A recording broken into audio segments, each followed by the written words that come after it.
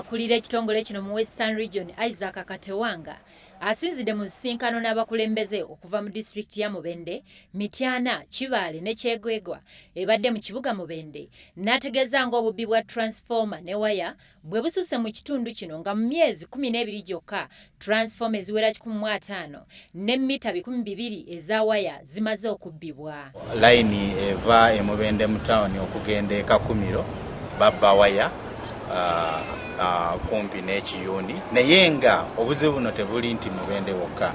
Mu bitundu bingi nnyo Masaka, Iganga, Mbale tubadde tubiina. Kye tukuli mu kukola kulabanga tubeera wamu, tutegeera era tutegeeza abakulembeze b'ebitundu kiki kye bayinza okukola okutuyamba okugonjoola obuzibu buno obwabubbi wa waya, transformer oil awamu ne kebo zaffe.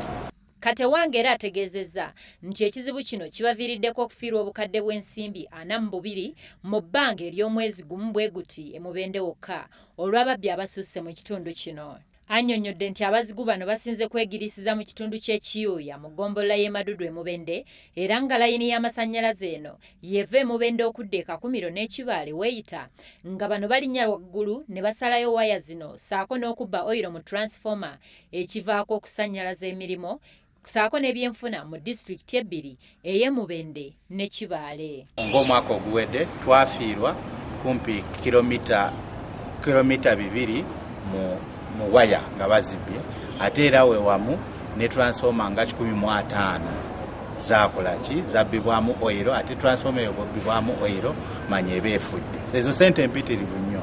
Conductors okezo waya kumpi kaba kawumbi 1 billion over ate transformer buli transformer egula kumpi milioni 25.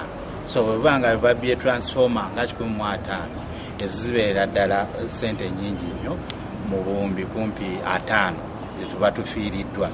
Ye Mmeeya wa Mubende Municipality Kizito Ziwa asinzidde wano n'ategeeza nti obubbi bw'ebintu by'amasannyalaze buteekeddwa okubeera nga bukolebwa abakozi mu kitongole ky'amasannyalaze nti kubanga omuntu w'omu kyalo talina wayinza kujja nga tonawalampa omuti gw'amasannyalaze kwogatta n'okufuna obumanyirivu obuyinza okusalayo waya z'amasannyalaze n'avayo nga tatuusiddwako bulabe bwonna. Abawumeme bake wansi basomesa abantu obuvunaanyizibwa bwabwe ate n'abantu bamanye obuvunaanyizibwa buli ludda wa omuntu asobole okumanya nti umeme ekola bweti iti wabaawo okukubira owa umeme nga azudde omuntu gwatategeera azze okusoma mita ye oba ali kuwaya nga asobola okukubira official wa umeme gwamanye obulungi. Abakulembeze abeetabye mu kukubaganya ebirowoozo kuno bannyonnyodde ekibadde kisinga okuvaako obubbi buno nga balumiriza abakozi mu kitongole okubaako ne kibamanyi ku kubbibwa kwa transformer zino.